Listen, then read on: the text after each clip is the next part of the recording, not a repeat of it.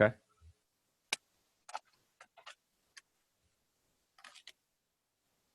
Yeah, no, hi, Glenn. Thank you for coming on the podcast. All right, man. Okay, good.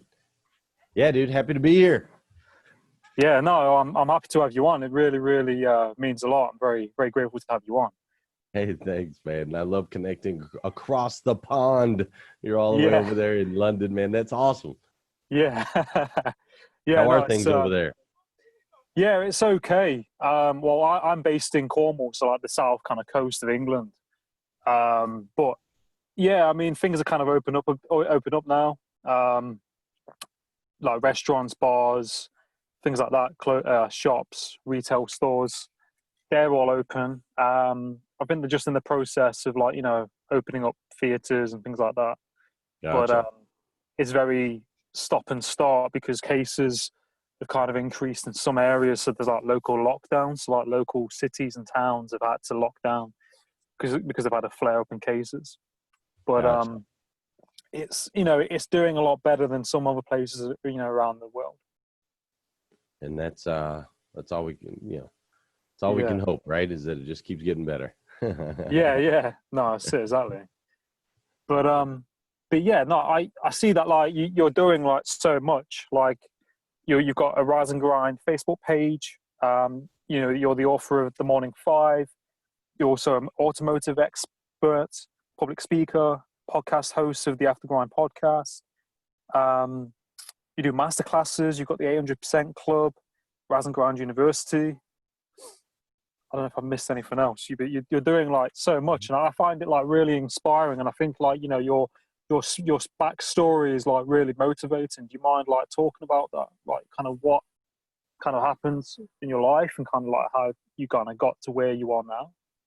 Yeah, man. So it's just been, life is, everybody's got a story and challenges, along the way. And, my life in particular, there's kind of two main chapters. So you've got a big season of my life where I was living like what I call a 2D life. So mind and body, if it looked good and it felt good, it was a yes for me. I was all about it. And it wasn't until a little bit later in life that I started to understand that we are actually three-dimensional: mind, body, and spirit. And so, there's been times in my life where when I was living that 2D life where I've been to jail multiple times. I've been homeless. I've battled and faced, depression and suicidal thoughts and attempted to take my life at one point. But I just, I spent my younger years really trying to search and understand. Actually, I shouldn't even say search and understand. I spent my younger years not understanding that we have purpose here. There's a purpose for us here on this planet, and that we all have worth and we all have value. And so it wasn't later in life until I started to understand that I do have value. I have a voice. I am an asset into any room that I walk in. And so now I've been able to create some things, around that. Like you said, the 800% Club, where I work with dealers across the country. Rise and Grind, where we have a daily morning show where we're pouring into people, master classes, all of those different things. That's my way of continuing to give back, in this existence where we've been given a gift, and now it's our responsibility to give that gift back to people in any way possible. And like you and I were talking about earlier, man, it's so cool. We live in such a technological world where, it's easier than ever right now to share a message of hope, to share a message of motivation, education, inspiration. We have technology where we can just click a button, man, and like, pow, you're out there in the world. I'm connecting with my boy, my boy Adam. He's over here, just outside of England. He said, you're in your car, man, recording a podcast in your car in a space that you love, that you feel creative and that's connected with the outside world versus being cooped up in a little studio, right? Like, so we have so much ability and opportunity to reach people now. And I just feel like it's my responsibility to share my experiences and my message with people in such a way to make an impact in their life, you know? Yeah.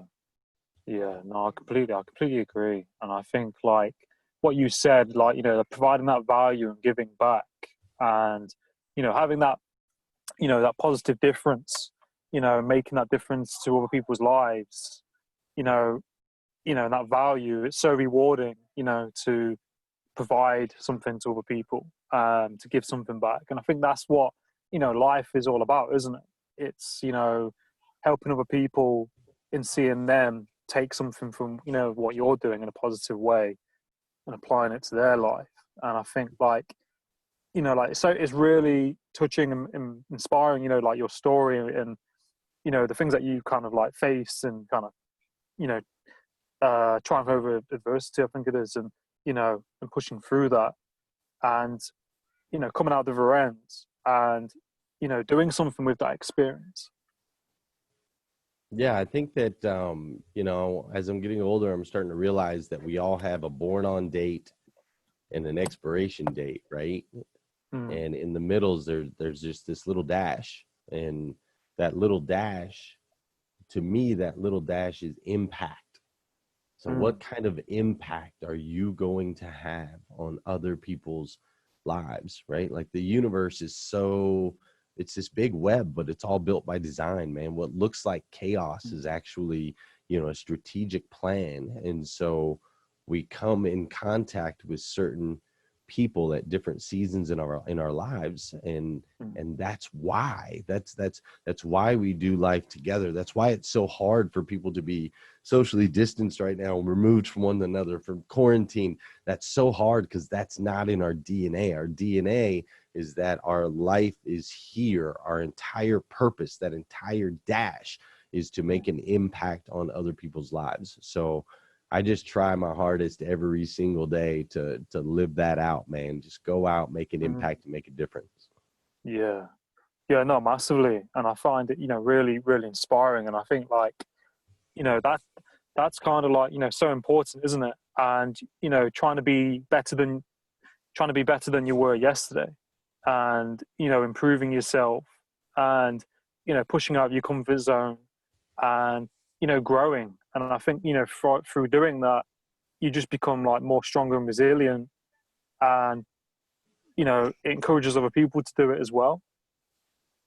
Because like, you know, I've had people on my podcast who, you know, who've never done a podcast and they've been quite nervous, and then they've been on it, and then they've gone on to do another episode because they kind of, Right. you know, push through that.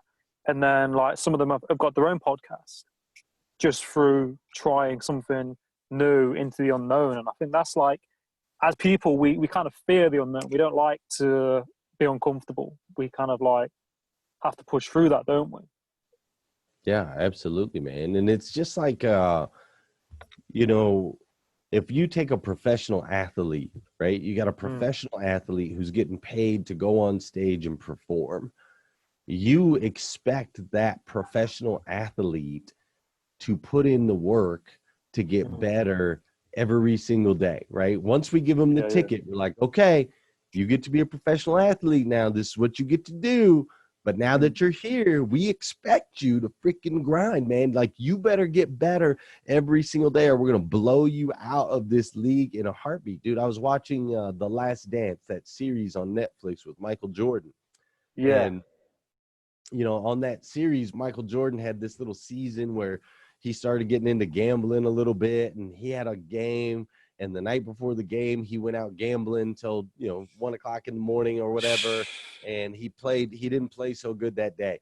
And the entire city was lit up, dude. They were like, how dare you go out gambling and drinking the night before a game? We don't care if you're Jordan. We don't care if you're the best there ever was. You do not have the right, because you are on a stage, you do not have the right to go out there and do that. We expect you to be your best. Now, that's how we hold professional athletes. What if everybody held themselves to those standards, right? You have a responsibility. If you are a parent and you have children, you have a responsibility to get better every single day. You can't go out gambling and drinking till 1 o'clock in the morning if you got to raise your babies the next day. I'm sorry. Maybe you want to, maybe you think that's fun. Too bad, dude. Too bad. That's what you signed up for. This is now your stage. If you have a career and there are people that are counting on you to get a job done, to continue to move your company forward, you better damn well get the job done and get better every single day at it. You've got to work at getting better every single day. If you're a preacher, you better become a better preacher every day. If you're a podcaster, you better become a better podcaster every single day. Like, that is your responsibility. We've been given a gift. Yeah. We now have the ability to impact other people's lives. That is what we've been given.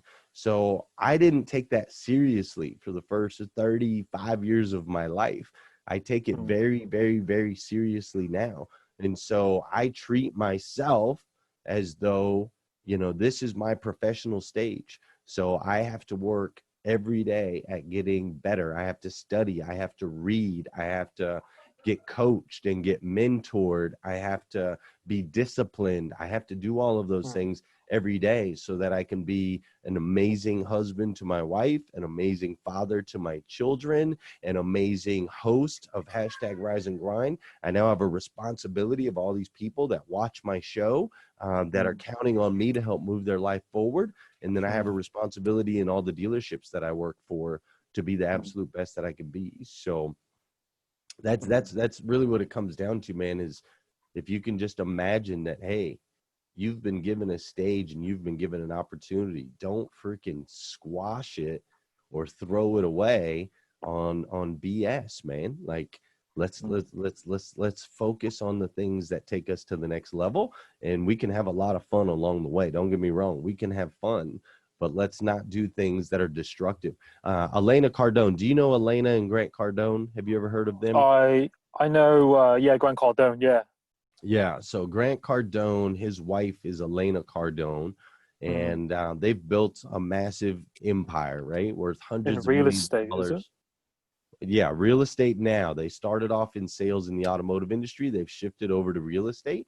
They've built this massive empire. And Elena wrote a book called Building an Empire, I think is the title of the book. Something Empire. But she was on my show on Rise and Grind, and she said something that I'll never forget. She said, Glenn, and I'll say this to you, Adam. She said, every action that you take is either building your empire or destroying it. Every single action, it's one or the other. You're either building your empire or you're tearing it down. When you choose to sleep in the morning, are you building your empire or are you tearing it down? When you choose to go get wasted at night, are you building your empire or are you tearing it down? Right? Like that's it. It's one extreme or the other. And that really resonated me when she said that, because sometimes we think, well, I'm just hanging out watching Netflix for a couple hours. That's not going to hurt anything. Dude, it does.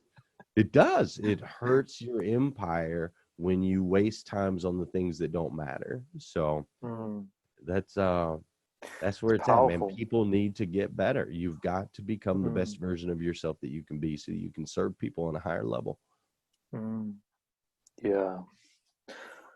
No, that's powerful, isn't it? It makes sense. It kind of comes together, doesn't it, when you think of it like that? Because it's like your time, I think, like, as well with that, like your time and energy you can't get back. And it's like, it's that momentum as well. Like, you could like watch something for X amount of time. I mean, I did it last night. I got into Ozark, and I must have watched four or five episodes. And I started probably about 6 o'clock in the evening and went to, into the later night. And then this morning, I felt like it was harder to get into that routine, because I just kind of like chilled out a bit in the evening, and that momentum, you have to pick it up the next day. And that's really powerful quote, isn't it? And I think like you said, you are either building it or, we're, like you said, right, what's it? Building your empire destroying it. Yeah, and I think like we need to be so mindful of the things that we do, and you know, like the things that you eat, the things that you spend your time on, because that time could have gone somewhere else. And I think like somebody said to me, like talked about compound interest, and if you do something that 1% each and every day, it's going to build. Yeah, no doubt, man. The compound effect is a real thing, you know. I always use paper. I always use paper as a good example of the compound effect. You know, you take one sheet of paper by itself and you can tear that sucker like it's nothing, right? Like it's really easy to tear one sheet of paper, but you take you know, like this here, right? One sheet of paper, I can tear that in a heartbeat. But you take a whole notebook full of paper, you try to tear it, you can't tear it down unless you're some big like He-Man dude, you know, doing tricks, right? And that's how the compound effect works, is that 1%, you're just layering. It's just another layer. It's another layer. It's making you tougher. It's making you stronger. It's making you more capable. It's increasing your value. It's opening opportunities for you. Every single 1%, man. Every day when you get up early like you're supposed to, or every time when you go run that mile, or every time that you don't eat that you know, that Taco Bell, whatever it is, every time. That's one layer. That's a layer. It's a layer. It's a layer. And it just makes you stronger. People forget, man.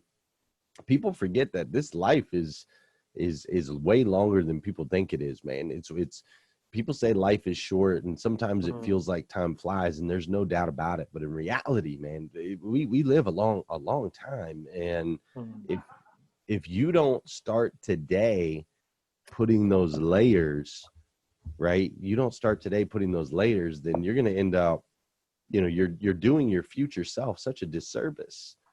Like there's an old man or an old woman inside all of us. And that old man or that old woman is going to look back and say, you asshole, why didn't you do that back when we were young? I can't do it now. My bones won't work now. I'm not as flexible as I used to be. I can't do it anymore. And now here I am sitting here collecting $1,600 a month in Social Security, and I can't live out my dreams because you didn't put in the work when we were young, right? And so I'm always thinking about that old man inside of me. I'm going, all right, dude, I want that old man inside of me to look back and be like, thank you, Glenn. Thank you for putting layer after layer after layer after layer to ensure that I can have a good life at 80, at 90, at 100, right? And so you just got to think about that, man. And everything's tempting in the now. It's like, yeah, well, we could just do this. It really doesn't matter. But like you said, you lose so much momentum, so much momentum. I beat myself up anytime I backslide. I'm like, dang it, Glenn. You could have used that time to build your empire. What are you doing?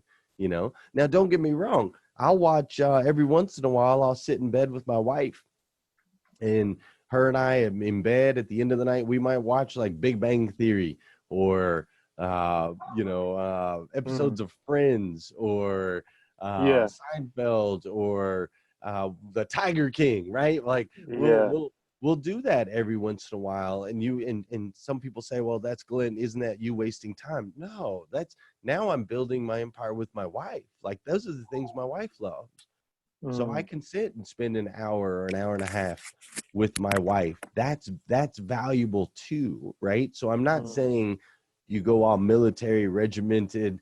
I'm saying you look at the areas of your life that you want to expand and make sure that you invest in those, and don't waste time on the areas of your life that aren't going to serve you later down the road. I want my wife to freaking love me, dude. We're going to be together when I'm that 80-year-old old dude and I got a diaper and I need her to help freaking change the poop off my leg.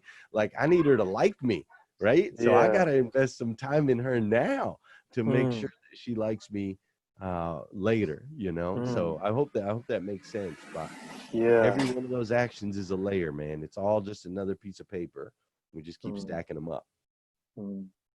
Yeah, no, I completely agree. And I think like like you said, like with the things that you do, it's about that balance in some way, isn't it? And I think, like, you know, if you watch this TV series with your partner, or you go on a game for a set amount of hours, you kind of need that just to break the ice sometimes. And it's like, there's that, you know, if you spend it for a couple of hours, I think as well with me, I mean, I like to play video games, but I will wait till the weekend usually to do that, because I feel if I do it in the week, I might lose that momentum. And if I do it too much, I don't appreciate it as much.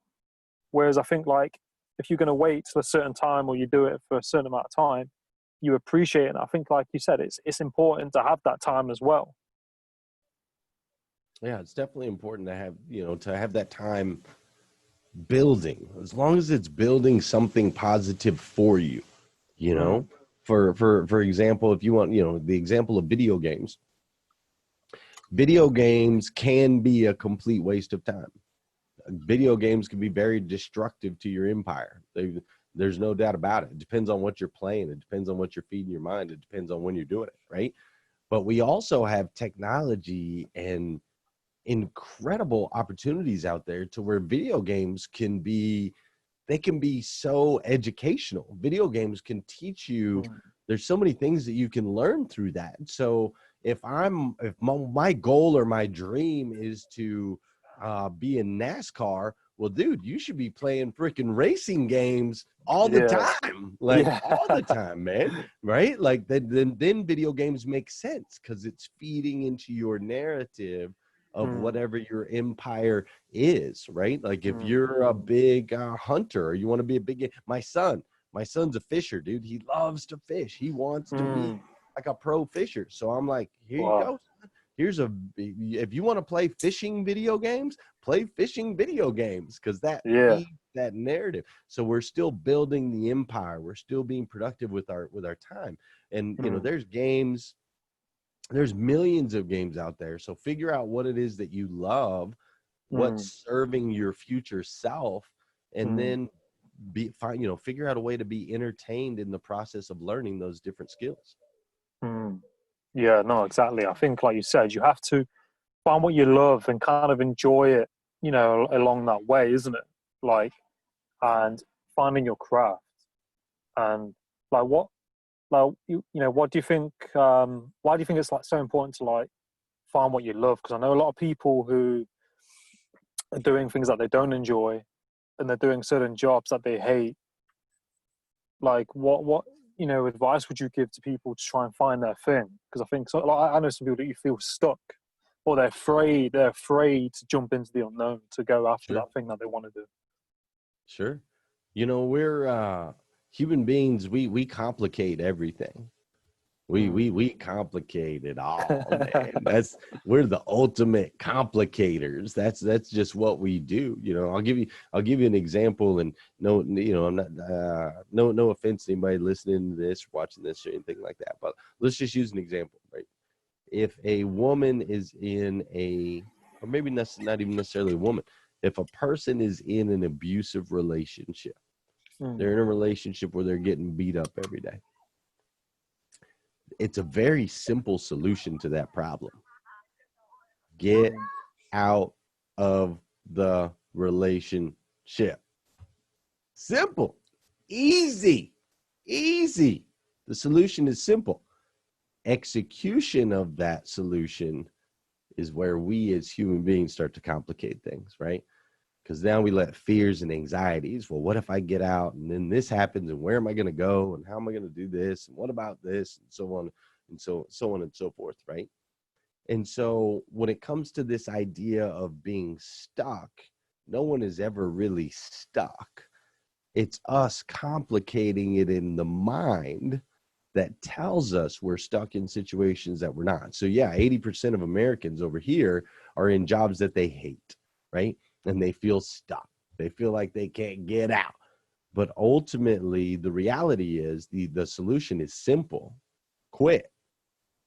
That's the solution. Quit. Well, then what about, I promise you, when your back's against the wall, that's when transformation happens. So you put yourself, you're like, well, Glenn, if I quit my job, how am I going to pay my bills? You're going to get another job. That's what you're going to do. You're going to go get another job that maybe if you're smart about and you're strategic about, can be something that you love or something that you're passionate, right? Well, Glenn, if I quit my job, I can't because so-and-so got me that job and I've been there, I'm already this far in and so on and so forth. We complicate it, dude. And the answer is still the same. Like, you will level up. I quit my job in October of 2018. I was the general manager of the second largest used car franchise dealership in the country. My wife was pregnant with our 7th kid, due any day. I was the face of the dealership. I had it. I was making incredible money, right? I had it made, but ultimately I felt a tug, and it goes back again to that word impact. Glenn, are you impacting as many lives as you possibly can? Are you creating an existence for the old version of yourself, the 80-year-old version? Are you building an empire? Are you tearing it down? All of those things are going through my head. And even though I really enjoyed my job and I enjoyed all of the people that I worked with, ultimately I knew that I was capable of more. And so I just had to say, okay, I don't know where the money's going to come from. I don't know how I'm going to provide for these kids. I don't know how all of this is going to happen. I just know that I can't stay here for the rest of my life. And so I quit unexpectedly. And that was almost 2 years ago. And now here I am. I own my own company. I work for myself. I've got a team of 6 people. We're growing. We're expanding. We're making more money than I ever, made before. And every single day is passion filled and exciting. Dude, I'm the boss, right? I am the boss. This is my company. I own it. I have 3 employees that are over there. We have a tiny little office and a tiny little studio, and I'm wearing a freaking suit. Why am I wearing a suit? I don't have to wear a freaking suit. I'm the boss. I can wear whatever I want, man. I can do whatever I want, but I love it so much. I'm so passionate about what I get to do, man. It fires me up that I get up in the morning, I iron my shirt, I throw on my freaking tie. I'm like, let's go build the freaking empire. Let's go build an empire, right? And so it's really amazing what happens in your life when you step out of the comfort zone. You step into what's uncomfortable. You step into your greatness. The universe starts to expand. You transform like a freaking caterpillar into a butterfly, and you start to see things you never could see before. Think about that. Caterpillar crawling on the ground, crawling through my wife's tomatoes, eating the tomatoes, right? The perspective from the caterpillar just looks up, and all it can really see is what's in front of it. Maybe a little bit down there, it sees a tomato, it sees a plant, sees some grass, and it's like, wow, right? That's the perspective of a caterpillar. Caterpillar goes into the cocoon, which is really uncomfortable. It's like, dang, it's all trapped in this uncomfort. It gets stronger. It transforms. It comes out. Now it's a butterfly, dude. Now it can see down, right? It's like, holy crap, there's a pond over there, and there's a lake, and there's people. Like, I never even knew all this stuff existed. And that's what happens to humans, man. When you get really uncomfortable and you explode out the other side, you start to get perspective that never existed before. You couldn't see it when you were a caterpillar. You didn't even know that right around the corner there was another opportunity. You didn't even know that all these things existed that you can do in your life. And so I just suggest, man, if somebody's in that spot, dude, freaking be the caterpillar, man. Go into a freaking cocoon, freaking you make yourself uncomfortable, put your back against the ropes, and see what you transform into. And the world will open up before you when you do. It's amazing. Wow. Oh my gosh. That's such an amazing perspective on it. And that is so true when you think about it. Like, we're like the caterpillars, and the world seems so big around us, and all these situations, and going through those stages of being uncomfortable and pushing through that, and coming out the other side. And like you said, you see things differently. And I think that's that's like, the amazing part. That's the amazing piece of being like a human being, isn't it? Like we're not designed to stay in one place. We're designed, to adapt and become great. Yeah, man, it's all part of the plan. Mm. It's all part of a bigger plan. People do not realize how valuable they are. Mm. That's what's wrong. That's what's wrong with the world, man. Do you think that goes? Sorry. Go ahead. No, go ahead. Do you think that can be down to people's like belief systems and like their past and things like that? Yeah, no doubt, man. No doubt, right? You come out. I've got how many kids do I have? I have 7 kids going on 8. My wife's Wow. pregnant with number 8 right now. Congratulations. Thank you. And these kids, dude, I just watch them, man. My son told me, my son told us recently, he said he's going to be a farmer. He loves farming. So he said he's going to be a farmer. He's going to be a professional baseball player.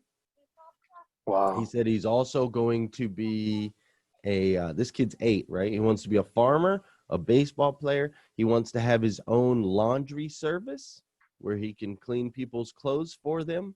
Wow. And he wants to be a laundry service, farmer, baseball player, and a fisherman, right? So, and what he told me is he's going to do all 4. He said, I'm not just going to pick one. I'm going to do all 4. He said I can practice for baseball throughout the day, or I can get up early and do my farm in the morning. I can practice baseball throughout the day. I can fish on the weekends, and I'll just be the boss at my business. So I'll just have people that work for me to do all the laundry stuff, right? So he's like, I can do all 4. And I think when we're young, we all think like that. We think we're superheroes. We can do whatever, right? And it's not until later in life as we get squashed and we fail and we fall down and somebody tells us we're less than, right? When we're young, we're pure and we're connected and close to God, right? We feel like there's nothing we can't achieve. But that gets stomped out, man. People break our hearts. People screw us over. People lie to us. We lose trust, things like that. Fears, anxieties, all that stuff starts to kick in. And we start to minimize who we truly are. And that's, it's sad. It's sad because nothing changed. Actually, everything changed. I shouldn't say nothing changed. The power that you were born with, that power that you had as a child, it still exists in you today. Your DNA has not changed. Your DNA was imprinted the moment you were conceived in your mother's womb. And that DNA will carry with you until the day that you die. So from a genetic level, you already had everything that you needed from the moment you were born to be great, to become the absolute most impactful human being on the planet. It was gifted to you at birth. And it's only you mentally, based on what people have told you, the environment you've been in, the mistakes you've made before, that is the only thing that is squandering people's gifts, man. It's all right here, dude. It's all right here. It's not a physical limitation. It's a mental limitation. Yeah, no, I completely agree with you. And I think like, and when people like who doubt themselves, and they don't take that action to do that thing because, like you said, of the environment or the things that they've encountered through their life that have caused them to change their thinking about themselves. Like when they then do that thing that they thought they couldn't do, and then they're like, oh yeah, I can do that, right? And then they go on to do the next thing, and it just builds, I suppose, doesn't it? And I think like I look at like a lot of successful people who've done well in life, and you look at like their story and the things they've gone through and the failures. I mean, one example, like Sylvester Stallone and Arnold Schwarzenegger, and you think like that all the bad things that happen builds like resilience in some way. It makes you like stronger, I think. Oh yeah, 100%. We grow through the struggle. And That's I find it. Sorry, I find it amazing, like with your son as well. Like how he's got all this energy and drive and this ambition to like do all these things, and he kind of knows already. Yeah, it's amazing, dude. He's so my son is he's been such a gift to us, dude. He's a hard worker. He's a really hard worker. He's not the most, like any sport that he plays. He starts off the season as the worst player on the team, and he ends the season as the best player on the team, because it's just because he's not afraid to work, dude. He'll go out there and he listens, and he gets coached, and then he goes home and he practices and he just outworks everybody. Kobe Bryant was the same way. Kobe Bryant was not the most talented basketball player when he was young, but he had better work ethic. And when you start to stack those layers, right? Like, okay, I'm going to put in the work. Like Kobe, I was watching a Kobe video the other day. Kobe was like, okay, so most of these guys in the NBA, they train they do 2-hour sessions a day. He's like, all right, so I figured out if I wake up earlier, so if I get up at 4, I can, or if I get up at 3, I can train from 4 to 6. Then I can go home, I can do the wife, I can do the kids, I can do all that, and then I can be back in the gym from like 10 to 12. Then I can go home, I can do lunch, I can do all that. Then I'm back in the gym again from 3 to 5. I can go home, do dinner, so on and so forth. And I'm back in the gym again from 9 to 11, and then I can go to bed, right? And so Kobe's like, now I'm getting 4 sessions in every day, where the other guys are getting 2. Just because I'm waking up a little bit earlier. So I'm getting 4, they're getting 2. Well, after a period of 6 months, think about how many more workouts I've had than them. Multiply that times a year, and now I'm way, way, way ahead of them. Then multiply that times 5 years. I'm so far ahead that you can't catch up. There ain't nothing you can do to catch me now. You can start going, you're like, oh, okay, well, I'm going to start going to 4 a day. All right, well, I'm 5 years ahead of you, bro. And I'm going to keep stacking. So you can't catch up. The only way you could literally catch up is you'd have to do like 8 workouts a day for the next 5 years to try to catch me, right? So it's basically impossible. And that's what my son has, this gift. He was just blessed with this desire to work, man. He works hard on whatever, and you just see him. He just blows past some of the other kids, because the other kids will be, even my daughter Savannah, she's super talented. She just like is naturally gifted at everything. She doesn't have the same work ethic, so she can start off better than my son, but it's only a matter of time before my son passes her up, because he's willing to put in that work, man. That's what it's all about. Yeah, no, like you said, work ethic's like massive, isn't it? And I think like I've seen that, working in hospitality. I've worked with, chefs that are really passionate about what they do. And I see, their work ethic and the perfection, the detail, and, the hours they do. And, and you see like that work and that grind, and you see the results in what they're doing through that work. Yeah, no, definitely. Like, one more question. Like, as well, like, do you have any like role models? Who are your like role models in life? So, man, if you used to pick, I have like 100, dude. if you could like pick a couple. I'm a student, so I study success all the time. Success leaves clues. So I've learned a lot over the years, and really it's seasonal for me. So it depends on what season of life I'm in, of who my role model becomes for that period of time. Because I believe as we evolve, just like the caterpillar to the butterfly, like the butterfly needs a different role model than the caterpillar did. The caterpillar needed somebody that could teach him to crawl around and find the tomatoes, but the butterfly needs somebody to teach him how to fly around and really maximize. So my role models change over time, but different seasons.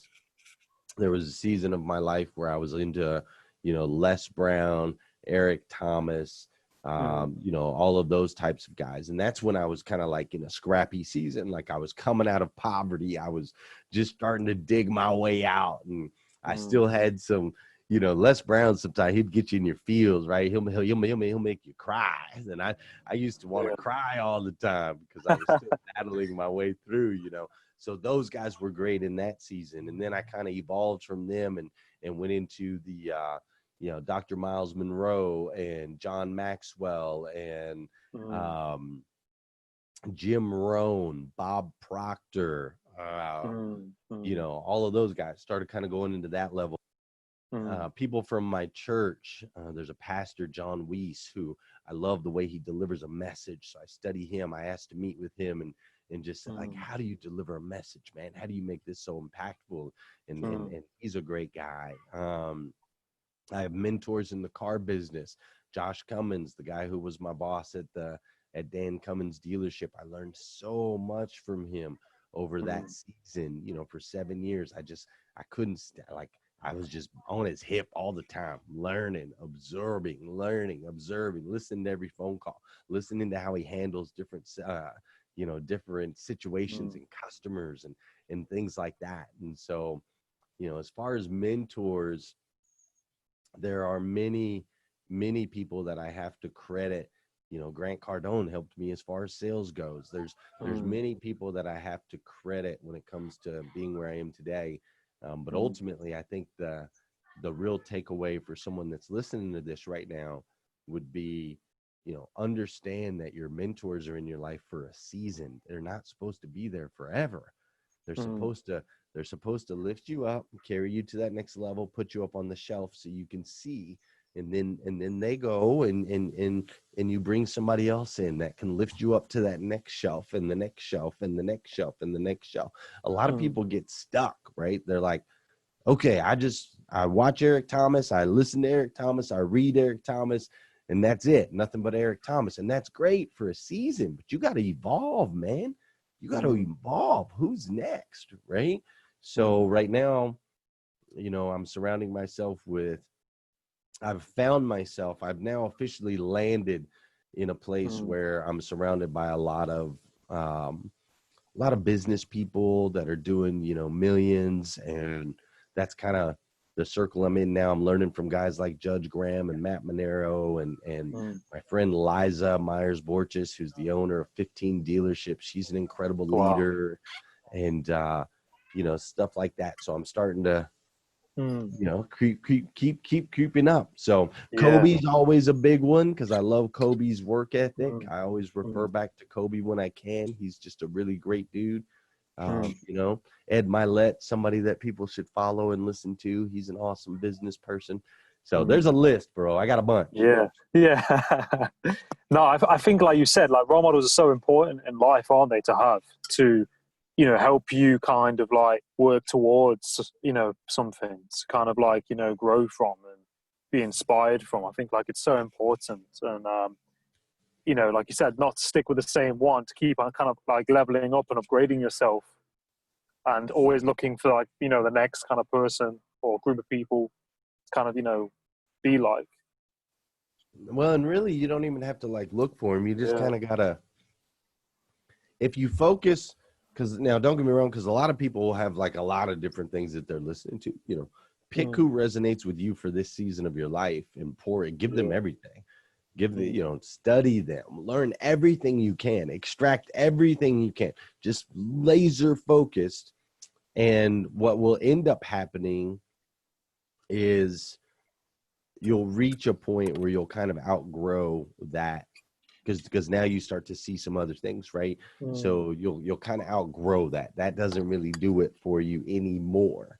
And then when that happens, you'll automatically start to be drawn. The universe is going to attract the next mentor for you. You don't need to go beating down the doors. The universe will bring it when you put in the work. It's the same thing at jobs. I meet people in the car business. They're like a salesperson or something. They're like, Glenn, you went from sales to GM. How do I get to be a GM? And I'm like, well, the way that you get to be a GM is you laser focused on being a salesperson. They're like, well, what do you mean? That doesn't make sense. I want to like get to the next level. Okay, great. Be the absolute best in the position that you're in right now. And I promise it'll open doors to the next level. Promise. Guaranteed. You try to go bang those doors down, you lose focus, doesn't work. Be the best right where you are, and doors will open all around you. Promise. Damn. Yeah, no, exactly. That's exactly it, isn't it? I think a lot of the time people kind of always looking for the next thing. They're not so focused on the present, and they're wanting it now. I mean, I know I used to be guilty of it. You know, I used to lack patience, and I still now I like to hit the ground running. You know, when I do something, and I think like through podcasting, I've learned a lot from it. I've learned like to be patient, and it's a process, and things take time. And I mean, I've learned, you know, to be vulnerable and just to, you know, gain resilience and like you said, you know, to focus on the thing that you're doing now, isn't it? Rather than just so focusing on nothing. Because you're gonna, like you said, have to be a master of your craft, and then that'll kind of go from there. That's right, man. The masters are the ones that get paid. Masters get paid, dude. There's a, you may be seeing it. There's a post that kind of goes around in social media. It shows this big like boat engine. This thing's huge, man. This massive engine, and the sucker won't turn. And so they call in the specialist, and the specialist comes in. He walks around. He looks at the engine. He looks at it. He looks at it, and then he takes his hammer out and he walks up and he hammers on one little spot on the engine, and the whole thing kicks in, and turbines start turning, and he walks over and he hands the bill, and the bill's for like, you know, $1,000 or something like that. And they're, you know, whatever the bill is. And the guy that they give the bill to, he says, you know, $1,000, all you did was tap on it with a hammer. And he's like, yeah, it was a buck to tap on it with a hammer. It was $999 to know where to tap. That's the key. You become expert. The experts get paid. You got to know where to tap, man. So focus wherever you're at, whatever seat you're in, become the expert in that seat. And then I promise, the universe will reward you for it. Damn, that's powerful. It's good stuff, right? See? Yeah. Success leaves clues, man. Just be a student, man. My brain is filled with stuff like that. And so when I start to make mistakes, or I start headed down a wrong path, or I start to lose momentum, I have like 6 million little Jiminy Crickets in my ear, dude. Call it your conscious, whatever you want to call it. I got like 6 million of them, dude. I got little sayings. I got little quotes. I've got like people that I can refer to, or situations or experiences, all right there, man. Because I'm just a human, and I can make mistakes just like anybody else. But luckily for me, you know, I've taken the time to absorb so much content from a brilliant people that they guide me. It's like I have an entourage with me at all times that's keeping me moving forward. No, I love that. And I think like that's highlighted in what you're doing, like your passion for what you do. And I I'll give you so much credit for what you do, and like, you know, your work ethic, and, you know, all these things you're doing, and, you know, your passion and your drive, and you just want to make a positive difference. And I find that really, like, you know, inspiring and really positive. And like, I saw one of your videos where you go on stage and I think you're on roller skates, and you fly in on these roller skates and jump on stage. Like, I find it like amazing. And I was looking at like that morning 5 routine thing that you have, and I found that really interesting. I found, like you said, how you do things in your day and how important that morning time is. Yeah, it's crucial, man. If you can change the way you start your day, it'll change your life. Simple as that, man. There's so I wrote a small little book on this, short read, take about 40 minutes to read it. themorning5.com with the number 5, themorning5.com.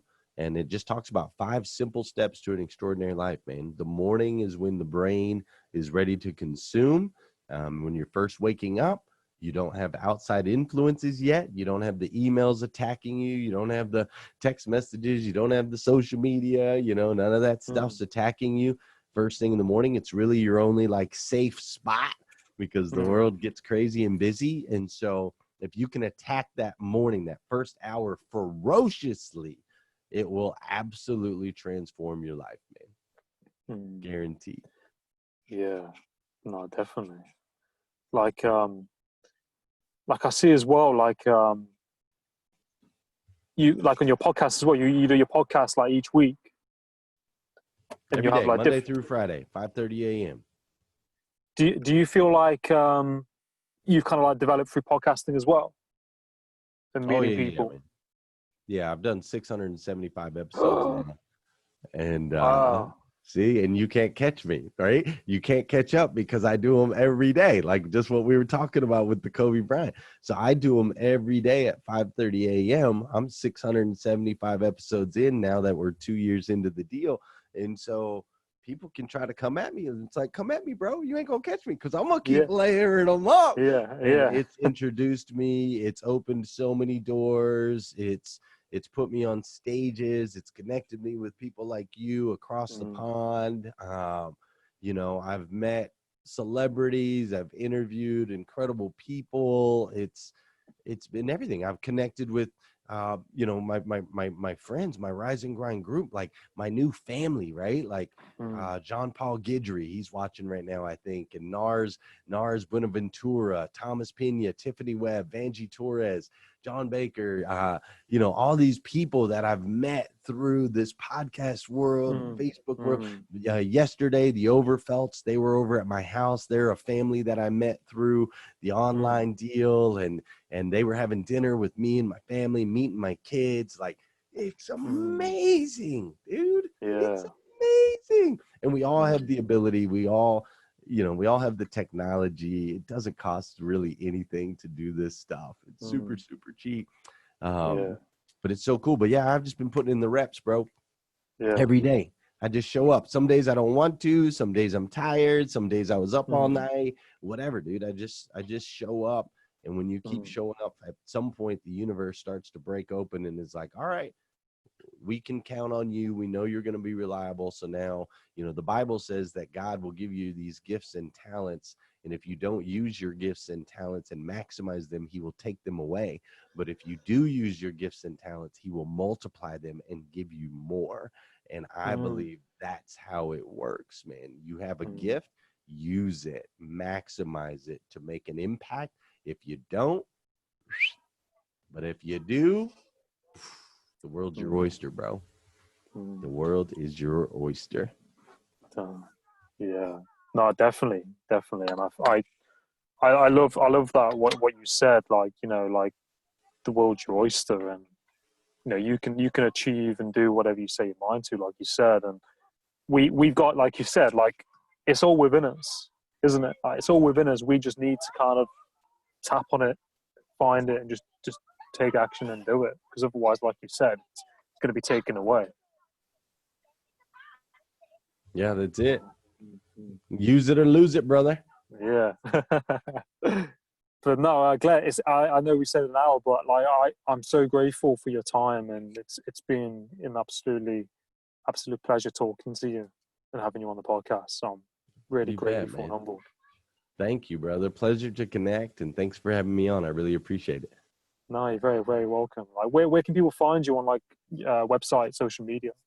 Yeah, sure. If they go to glennlundy.com, glennlundy.com will connect you to all my stuff. It'll connect you to my Instagram, my Facebook, all that. You can watch more episodes of Rise and Grind, all that at glennlundy.com. Oh, awesome. Cool. Oh, thank you, Glenn.